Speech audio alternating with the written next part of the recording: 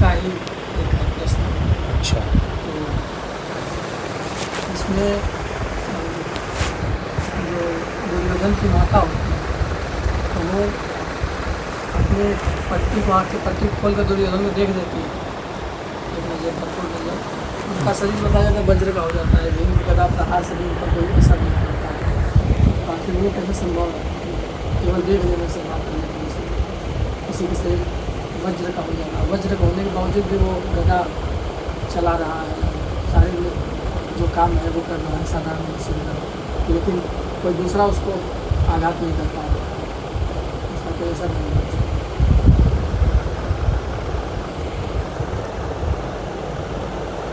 ये प्रसंग है महाभारत में।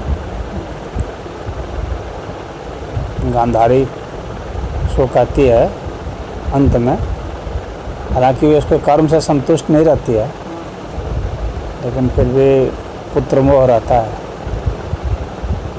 वो चाहती है जिंदा रहे। तो कहती है कि तुम आ जाना मेरे सामने नंगा होके, और मैं तुमको देख दूंगी, तुम वज्र के हो जाओगे। यही प्रसंग है ना। तो वो थोड़ा कपड़ा लपेट के आ जाता है, केला का पत्ता रख लेता है शायद, केला का पत्ता, हाँ केला का पत्ता रख लेता है। तो उतने जांग भर, तो बाकी हिस्सा उसका वज्र का हो जाता है। ये प्रसंग है। और जो हिस्सा उसका वज्र का नहीं होता वहीं पर भीम उसको मार करके उसको परास्त कर देता है, बाद में मर जाता है वो। अब यहाँ पर तुम्हारी जिज्ञासा है कि भाई वज्र का कैसे हो गया, तो फिर उसका शरीर कैसे काम कर रहा था। तो पहले हमको समझना पड़ेगा कि वज्र क्या है, इसको समझना पड़ेगा पहले, वज्र का अर्थ क्या है। पता नहीं आम आदमी क्या धारणा रखते हैं वज्र के विषय में। वज्र के विषय में शायद वो कोई ठोस धारणा रखते हैं। तो पत्थर का शरीर नहीं होगा, शरीर तो पत्थर का कैसे हो जाएगा, तो फिर जो है उसमें खून की धारा कैसे चलेगी, नस नाड़ी कैसे चलेगी। वज्र का वैसा अर्थ नहीं होता है। वज्र का मूलतः जो अर्थ होता है वो यह है कि जो वीर है उसको भी वज्र कहा जाता है। वीर का जो सत होता है, जो क्रीम, वीर का अर्थ हो गया शक्ति। वीर का मतलब समझ रहे, वीर का अर्थ होता है शक्ति, सामर्थ्य। तो शक्ति का जो क्रीम है, यानी शक्ति का जो सार है, यानी काफ़ी कठोर शक्ति, कहने का मतलब यह है। तो वह जब वो कहती है कि मैं देख दूंगी तो वज्र हो जाएगा, तो उससे कहने का मतलब यह है कि वह काफ़ी सख्त हो जाएगा और बहुत शक्तिशाली हो जाएगा। यानी किसी के प्रहार से, ऐसे सामान्य प्रहार से वह नहीं उठेगा। ऐसा नहीं कि कोई उसको तलवार से काटेगा तो कटेगा ही नहीं, ऐसा उसका कोई मतलब नहीं था। वज्र का मतलब है कि बहुत सख्त हो जाएगा। लेकिन और जो 100 हाथी बल रखने वाले थे तो उनके तो हाँ, तो वो उसको भी बहुत बल था। दुर्योधन भी काफ़ी बलशाली था। वो भीम से किसी मामले में वैसे बहुत कोई कम नहीं था वो। हाँ, वो भी बलशाली था। ठीक है, थोड़ा बहुत आगे पीछे होगा, परंतु वो दुर्योधन भी काफ़ी बलशाली था। तो अब प्रश्न ये उठता है कि उसको देख देने की मात्र से क्या ऐसा हो सकता है कि कोई व्यक्ति बहुत शक्तिशाली हो जाए। तो ऐसा हो सकता है, बहुत शक्तिशाली। दृष्टि जो है वो काफ़ी महत्वपूर्ण है। दृष्टि से हम लोग शक्तिपात कर सकते हैं, किसी को दृष्टि से सम्मोहित करते हैं, दृष्टि से ही ऊर्जा निकलती है।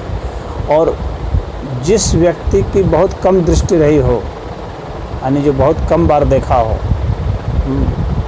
यदि वह देखेगा तो उसकी दृष्टि बहुत मजबूत हो जाएगी, यानी उसकी दृष्टि से बहुत ऊर्जा निकलेगी, क्योंकि सारा फोकस उसका वहीं पर अब होगा। और लगातार जो है वो पट्टी बांध करके ही वो रहती थी, बहुत कम समय ही बिना पट्टी के रहती थी वो। हाँ, बहुत कम समय ही, मतलब ऐसे अकेले में रहती होगी तो रहती होगी, लेकिन ऐसे समाज में जो है वो पट्टी बांध करके ही रहती थी। तो जब हम अपनी वाणी को संयत करके बोलते हैं तो उसमें बहुत शक्ति होती है। उसी तरह से जब हम दृष्टि को संयत करके देखते हैं तो भी उसमें बहुत शक्ति होती है। और वो बहुत बड़ी तपस्विनी थी। उसमें कोई विचार का मामला, बहुत काम क्रोध का मामला, ये सब कुछ बहुत नहीं था। वह बराबर उन लोगों को सही राह पर चलने का ही उपदेश देती थी और उसके समर्थक भी थी। तो उसके पास तप बल था और उस तप बल के कारण ही उसने ऐसा कहा था। उसने एक श्राप भी दिया था, भगवान कृष्ण को भी श्राप दिया था और दुर्योधन को ये वर दिया था। तो इससे उसका तपोबल क्षीण हो गया था। भगवान कृष्ण को जब श्राप दिया था उससे, और दुर्योधन को यहाँ पर वो किया था इससे। हम लोग पास जो भी संचित ऊर्जा होती है तो जब हम लोग किसी को दे देते हैं इस तरह से, तब बल हमारे किसी भी अंग से निकल सकता है, चाहे आँख से, नाक से, कान से, मुंह से, किसी से भी तब बल निकल सकता है। विशेषकर जब हम लोग उसका आह्वान कर देते हैं, जो हम लोग का तब बल होता है उसका हम आह्वान कर देते हैं। तो जो तपस्वी लोग होते हैं वे धीरे धीरे जान जाते हैं कि हमारा तब बल कहाँ है। हाँ, और उससे वे आह्वान कर देंगे तो प्रभाव उसका आ जाएगा, परंतु उसका तब बल तो क्षीण हो ही जाता है। तो गांधारी का तप बल इन दो चीज़ों से क्षीण हो गया, एक दुर्योधन को वो करने से, दूसरा भगवान कृष्ण को श्राप देने से। तो जहाँ तक इसकी बात है कि क्या वज्र का हो सकता है, तो हो सकता है वज्र का।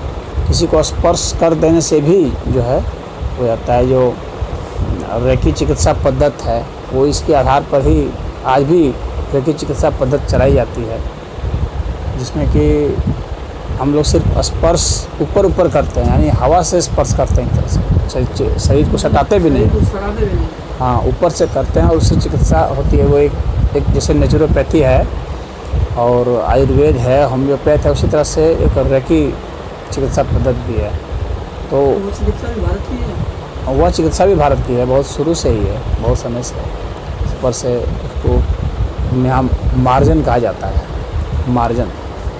और उसमें क्या करते हैं कि हाथ से उसको ऊपर ही ऊपर करते हैं कि भाई ठीक हो जाता है, तो उससे वो ठीक हो जाता है। मुख से बोलकर ऐसा करते हैं? मुख से बोलना कोई जरूरी नहीं है, मन ही मन जो भावना करते हैं कि ये ठीक हो जाए, तो उसमें वह अपना ही बल देता है, अपनी जो उसकी शक्ति होती है उसी को वह देता है।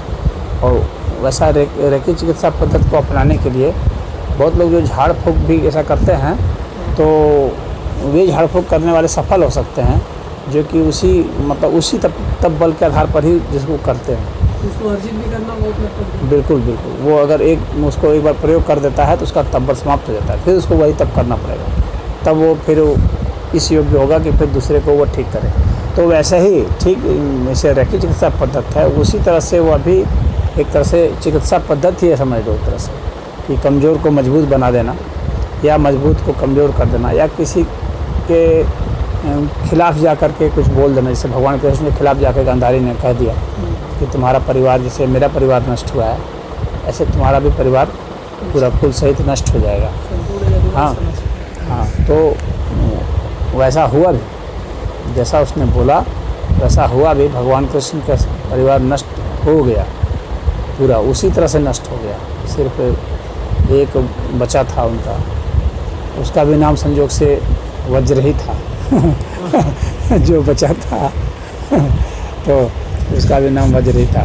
तो यह वज्र बना देने का यहाँ पर तात्पर्य यही है, उसका शरीर का ठोस होना नहीं है, बल्कि शरीर का काफ़ी मजबूत हो जाना है। तो उसको देख लेने से वो वज्र जैसा हो गया, यानी बहुत मजबूत है। वज्र जो है इंद्र का एक अस्त्र था, इंद्र का एक अस्त्र को वज्र कहा जाता है, जो विद्युत से उसको दर्शाया जाता है कि जो विद्युत शक्ति होती है उसको वज्र कहते हैं। हाँ, उस अर्थ में तो वहाँ पर जो है वही जो शक्ति है, एक मनुष्य के भीतर में जो शक्ति हो सकती है अधिकतम, उस तरह से उसको किया गया, यानी उसका शरीर वज्र का बनाया गया।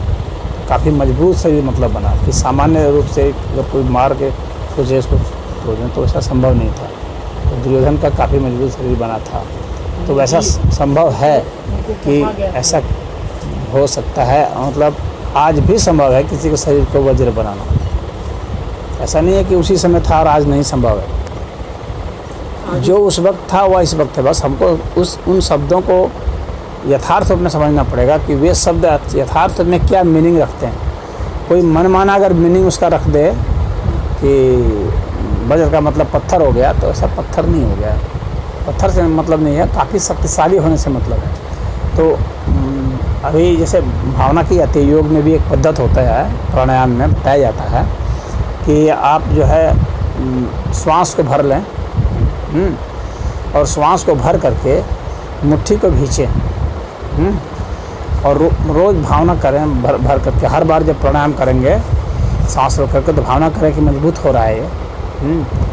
और इसको इस तरह से कोशिश करेंगे मुट्ठी को उठाने का कि जैसे कि लगे कि इसमें 30 किलो 40 किलो का वज़न जो है पड़ा हुआ है, उसको मुझे उठाना है।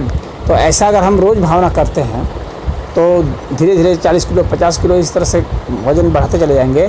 तो हम देखेंगे कि हमारी नसों में वो बल आ गया कि अब जो है हम इसको उठा सकते हैं। सिर्फ भावना मात्र से ही हम इतने शक्तिशाली हो जाएंगे कि 100 किलो 200 300 किलो तक इसे उठा सकते हैं इससे हाथ से। इसको बिना वज़न डाले हुए खाली भावना करके कि इतना वज़न है, एक कल्पना करके अनुमान लगा करके कि इतना वज़न है और उसको मैं उठा रहा हूँ प्राणायाम के जरिए।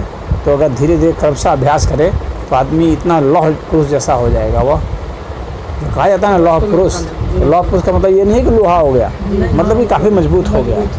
लौह वहाँ पर जो है अलंकार है, साहित्य का अलंकारिक भाषा का प्रयोग होता है। कवि सब जो लिखते हैं बोलते हैं तो जो उनके अलंकार होते हैं उसको हमको समझना चाहिए। तो ऐसा नहीं उसको लौह को लौह ही नहीं समझ लेना चाहिए कि सरदार वल्लभ भाई पटेल लौह पुरुष थे। तो एक कह दिए तब कोई कहेगा अरे लोहा कहाँ हो, तो हाड़ मांस का था, कोई ऐसा कह सकता है। ये तो झूठ है, लोहा का थोड़ी था। तो वैसा उसका अर्थ नहीं समझना चाहिए। यहाँ पर जब साहित्य का प्रयोग होता है तो समझना चाहिए कि यहाँ पर लौह पुरुष का मतलब होता है काफ़ी मजबूत व्यक्ति था। हाँ, आयरन लेडी जिसको कहते हैं। हाँ, मार्गरेट थैचर थी प्रधानमंत्री ब्रिटेन की, जो तुम कह रहे हो, तो उसको आयरन लेडी कहा जाता है। तो आयरन लेडी मतलब इन्हें के लोहे की बनी हुई थी वो मतलब इतना ही है कि काफ़ी मतलब फौलादी इरादे वाले थे। तो उसी तरह से उसको जो कहा गया कि वज्र का बना दिया गया, तो मतलब उसी तरह से वज्र जैसा कठोर बना दिया गया। तो उसका अर्थ यह है। रामायण में एक प्रसंग आता है अहिल्या वाला। हाँ हाँ उनको वो हाँ देते उनके पति दे, हाँ पत्थर की बन जाती है। पत्थर की बन जाती फिर राम चरण स्पर्श करते हैं, फिर वो नारी रूप धारण कर लेते हैं। तो ये फिर ये भी संभव है। तो वहाँ जो पत्थर जैसा बन जाने का है कि अहिल्या को श्राप वो देते हैं, क्योंकि उनको अहिल्या पर शक हो जाता है, उसके चरित्र पर शक हो जाता है कि अहिल्या का जो है इंद्र के साथ कुछ संबंध है। हाँ, तो वो उसको श्राप देते हैं। तो वहाँ पर उसका अर्थ क्या है उसको समझना पड़ेगा। पत्थर हो जाना का मतलब है जैसे होता है ना कि जैसे कि पथरा जाना, शून्य जैसा हो जाना एक तरह से, यानी वो एक तरह से उसकी चेतना जो है काफ़ी शून्य जैसे कमज़ोर टाइप की चेतना हो गई। आज की कहें तो कोमा में चला गया। हाँ, एक तरह से कोमा ही कह सकते हो, जो कि मतलब या विक्षिप्त टाइप की हो जाना। हाँ, विक्षिप्त टाइप हो जाना जिसको उतना दिमाग काम नहीं करता हो। हाँ, उस श्राप के वश से उसको कह दिया कि तुम जो है पत्थर जैसी हो जाओ। हाँ, पत्थर हो जाओ तुम, मतलब कि कहने मतलब है कि तुम्हारी संवेदना समाप्त हो जाए, न्यूनतम संवेदना में चली जाओ। हाँ, तो वो इस तरह से अब लाज के मारे समाज में इस तरह से स्त्रियों का होता है ना, कोई भी अगर हम करें तो हम लोग भी जड़ जैसे हो जाते हैं। अगर हम लोग कोई कुकर्म कर दें ऐसा, जो जिस आदमी का बहुत सम्मान हो, इज्जत प्रतिष्ठा हो, उसके लिए कोई भी जो लांछन है, हाँ, वो उसके लिए एक तरह से जड़ता का काम करता है, उसको जड़ बना देता है, यानी वह जो है एक तरह से पत्थर जैसा हो जाता है। तो वहाँ पर जो है अहिल्या का पत्थर जैसा होने का मतलब यही है कि लाज से जो है शर्मिंदा से और सामाजिक निंदा से वह जो पत्थर जैसा हुआ, मैंने सामाजिक रूप से उसको जो है मान्यता उसकी समाप्त हो गई एक तरह से। तो सामाजिक रूप से जिसकी मान्यता समाप्त हो जाती है वो एक तरह से पत्थर जैसा ही हो गया, अब वो जीवित प्राणी नहीं रहा।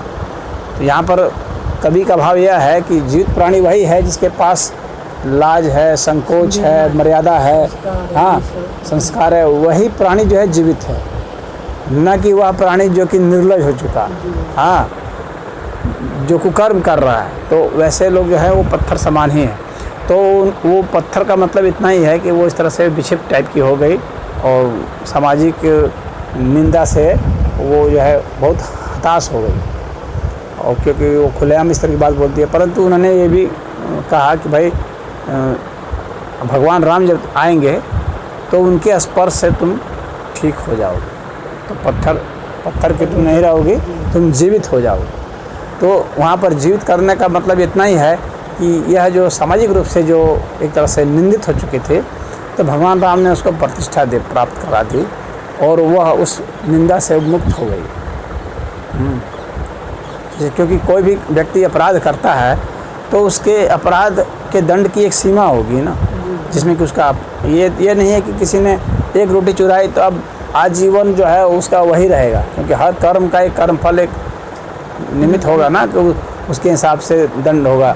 जो भी हमने अपराध किया उसके हिसाब से दंड होगा। जब दंड प्राप्त खत्म हो गया तो फिर अब हम सामान्य हमको हो जाना चाहिए। दंड का प्रावधान का मतलब इतना ही होता है, उसका दंड का औचित्य यही है। नहीं तो ऐसा थोड़ी है कि जीवन भर के लिए उसको वैसे ही कर दिया जाए, तो ठीक नहीं। तो वही वहाँ पर उनको कहा गया गौतम ऋषि द्वारा कि भाई आप जो है ऐसे प्राप्त हो जाएंगे। तो भगवान राम जब स्पर्श करते हैं उनको, यानी उसके पास जाते हैं, हाँ, और यही भगवान राम ने यही मंथरा के साथ भी किया था। मंथरा भी बहुत निंदित हो गई थी और धिक्कार दी गई थी, काल कोठरी में ही रहती थी। लेकिन जब भगवान राम आए तो उसको निकाले और उसको भी उसी तरह से मर्यादित किए। तो वो बहुत भाव विभोर हो गई, क्योंकि वो सोच रहे थे कि अब जो है मेरा कहीं ठिकाना नहीं है। लेकिन भगवान राम ने उसको भी ठिकाना दिया और वो सामान्य हो गई, भगवान राम की भक्त हो गई वो। तो यही अहिल्या की भी बात यही है, तो अहिल्या भी इसी तरह से सामान्य हो गई। तो यहाँ पर जो वाल्मीकि कवि ने जो अलंकार का प्रयोग किया है तो उसको समझना चाहिए। जो भी कथाएं हैं उसको ठीक उस भाषा में, उसको वैज्ञानिक भाषा में नहीं लेना चाहिए। कवि और वैज्ञानिक में बहुत अंतर होता है। हाँ, कवि की भाषा शैली अलग होती है और वैज्ञानिकों की भाषा शैली अलग होती है। वैज्ञानिक जो वही शब्द का प्रयोग करते हैं जिस शब्द से वही अर्थ निकलता हो, और कवि उस शब्द का प्रयोग करते हैं जिससे कि आप उसके गूढ़ अर्थ निकालते हो, छिपे हुए अर्थ को निकालते हो। तो शास्त्रों में जो छिपे हुए अर्थ हैं उसको समझना बहुत ज़रूरी है। उसको वैसा ही वैसा ले लेंगे तो लगेगा झूठ है, बिल्कुल तब झूठ लगेगा, वो निश्चित ही लगेगा कि भाई वो किसी के कहने से कोई कैसे पत्थर हो जाएगा, या किसी के छूने से कोई पत्थर जो आदमी कैसे हो जाएगा। हाँ, तो ऐसा लग सकता है। हाँ, तो वहाँ पर पत्थर क्या है या वहाँ पर वज्र क्या है, उन सबको समझना पड़ेगा। कवि के हृदय में घुस करके देखना पड़ेगा। इसके लिए आप में जो है कुछ कवित्व की भावना, कवि का दृष्टिकोण होना चाहिए। अगर आप में साहित्यिक दृष्टिकोण नहीं है तो ये सब जो साहित्य हैं ये सब पढ़ेंगे तो आप उल्टा पुल्टा अर्थ लगाने लगेंगे और फिर कई तरह के प्रश्न करने लगेंगे कि अरे खिचड़ी से जो है या खीर से कि वो बच्चा पैदा हो गया, तो उस तरह का अर्थ लगाएंगे। तो वहाँ पर खीर से तो ऐसा बच्चा पैदा करने का मतलब नहीं है। खीर दिया गया तो वो खीर साधारण खीर नहीं है, तो उस जो है औषधि खीर बना करके योग में एक पद्धति है जिसमें कि जो बांझ लोग होते हैं या नपुंसक लोग होते हैं उनको उस तरह का खीर दिया जाता है बना करके, जिससे कि उनमें संतान को उत्पन्न करने की क्षमता हो जाती है।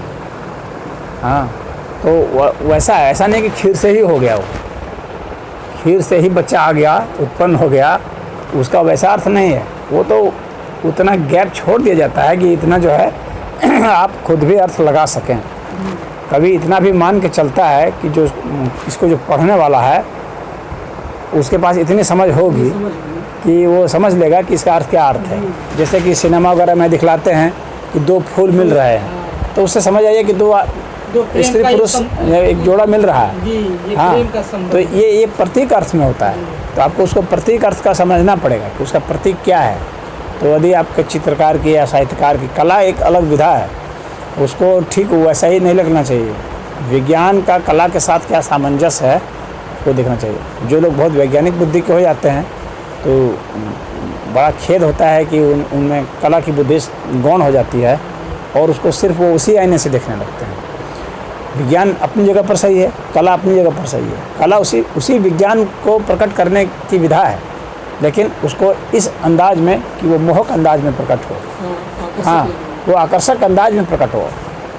हालांकि जो कवि है वह भी वैज्ञानिक ही होता है, और वो उन वैज्ञानिक तथ्यों को बहुत सही अर्थ में प्रस्तुत करता है जो लोक सामान्य के लिए बढ़िया अर्थ हो, हाँ, सहज हो, और बहुत मतलब मृदुल हो, वह मधुर हो, उस अर्थ में प्रस्तुत करता है। वो उसको बिल्कुल हार्डकोर, बिल्कुल ऐसे न्यूड करके प्रस्तुत नहीं करता है, वैसा का वैसा नहीं करता है। तो उसका ऐसा अर्थ है। ये बहुत विवादित प्रश्न था खीर वाला। यहाँ ये सारे विवादित ही हैं, जितने भी प्रश्न ये सब थे ये विवादित ही हैं। विवादित इसी अर्थ में है कि लोग कुछ उसका दूसरा अर्थ समझने लगते हैं, क्योंकि आज की जो पीढ़ी है इसमें दो परंपरा चलती है। एक परंपरा तो वह चलती है अंधविश्वास वाली, जो कहते हैं कि नहीं वो सही में पत्थर हो गया था। एक अंधविश्वास वाले जो मूर्ख टाइप के लोग जो हैं वो कहते हैं नहीं वो सही में पत्थर हो गई थी और उसको भगवान ने छुए तो वो जो आदमी बन गई। तो ये ज़्यादा घातक है। वो जो आलोचना कर रहे हैं कहीं पत्थर होता है क्या, वो बल्कि वो ज़्यादा ठीक है इनसे। कम से कम उनके पास एक लॉजिक तो है कि ऐसा नहीं हो सकता है, हाँ, क्योंकि वहाँ जो प्राकृतिक नियम क्या हैं, कार्य कारण के क्या संबंध है, उस आधार पर जो है वह व्यक्ति जो विज्ञान सम्मत जिसकी बुद्धि है, तर्क सम्मत, तो वो उस पर जो आक्षेप लगा रहा है वो एक ठीक लगा रहा है। बनस्पत की वह जो कह रहा है कि नहीं ये तो पत्थर हो न गई थी, बच्चों को हाँ, तो वैसा है। परंतु ये दोनों ही एक अर्थ में सही नहीं है, वो तो बिल्कुल ही गलत है और वो आधा गलत है। जैसे बच्चे जो तार्किक बुद्धि वाला है वो आधा गलत है। जब वो साहित्य की निगाह से देखेगा तब समझेगा कि इसका मीनिंग वास्तव में क्या है। क्या वो वाल्मीकि जो थे इतने बड़े विद्वान थे, उनको नहीं पता है कि इसमें कैसे पत्थर होने से हो जाएगा, छूने से कैसे हो जाएगा। जो वाल्मीकि जो है इतने उच्च स्तर के कवि हैं, इतने बड़े ज्ञाता थे वो, हाँ, उनका एक श्लोक लिखने में आज जो बड़े तर्क करने वाले हैं ना उनको जोर हो जाएगा। उनका ऐसा एक श्लोक के लिखने में क्या जीवन गुजर जाएगा, शायद ही लिख पाए वैसा एक श्लोक खाली। हाँ, पूरा रामायण की तो बात छोड़ दो, खाली एक श्लोक कह दिया जाए लिखने में तो जोर हो जाएगा। तो जो उतना बड़े ज्ञाता है उसको क्या पता नहीं है कि ऐसा कुछ हुएगा तो कैसे होगा कि नहीं होगा, पत्थर आदमी बनेगा कि नहीं बनेगा। लेकिन वो जिस साहित्य में जिस अंदाज में उसको कहना चाह रहा है उस अंदाज में उसने कहा है, उस अंदाज से हमको समझना पड़ेगा। हाँ, क्या तुम कह रहे थे? बच्चों का बच्चे होते हैं शरारती बच्चे, उनको कितना हो पीटते वो अपने आप को इतना बना देते हैं कि चोट ही नहीं लगता। तुम लोग नहीं कहते अरे पत्थरे का बन गए क्या, नहीं बोलते हैं। हाँ, उसी वही भावना यहाँ पर है। हाँ, उसी, तो वो अलंकार का प्रयोग होता है हर जगह, चाहे जैसे स्पोर्ट्समैन सब होते हैं अपने बॉडी को बहुत कठोर बना लेते हैं, पत्थर जैसा बना लेते हैं। तो वही कहते हैं अगर जांग जो है उनका अगर दबाओ तो उसके मांस में तुम उंगली नहीं घुसेड़ पाओगे, इतना कठोर वो बना लेते हैं। मारेंगे तो अपने को चोट लगेगा। हाँ, पेट मारोगे। बड़े बड़े पहलवान सब जो हैं अंतर्राष्ट्रीय स्तर के पहलवान हैं, तो उसको मारोगे तो कुछ नहीं होगा। वो लकड़ी मारोगे लकड़ी टूट जाएगी, टूट जाता है, उनको असर नहीं पड़ता। लकड़ी मारोगे तो लकड़ी टूट जाएगी। जैसे बड़े बड़े मार्शल आर्ट वाले भी ऐसा करते हैं, जैसे ब्रूस ली वगैरह थे, वो सब जो है मारेंगे लकड़ी को तो लकड़ी टूट जाएगी, उसके देह में मारो लकड़ी टूट जाएगी। तो उसका शरीर उस तरह से कठोर बन गया।